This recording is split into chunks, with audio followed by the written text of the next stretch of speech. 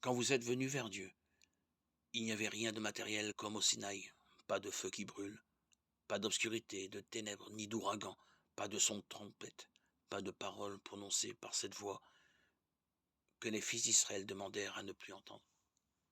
Car ils ne supportaient pas cette interdiction qui touchera la montagne, même si cet animal sera lapidé.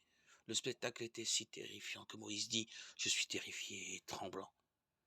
Mais vous, vous êtes venus vers la montagne de Sion et vers la cité du Dieu vivant, la Jérusalem céleste, vers des milliers d'anges en fête et vers l'assemblée des premiers-nés, dont les noms sont inscrits dans les cieux.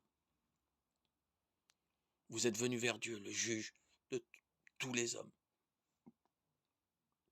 et vers les âmes des justes arrivés à la perfection. Vous êtes venus vers Jésus, le médiateur d'une alliance nouvelle, et vers son sang répandu sur les hommes, son sang qui parle plus fort que celui d'Abel.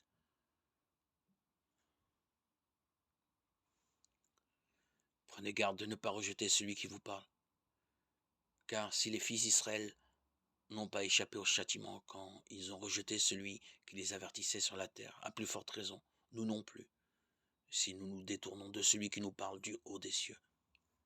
Sa voix a jadis ébranlé la terre, maintenant il fait cette annonce solennelle. Une dernière fois je ferai trembler non seulement la terre, mais encore le ciel.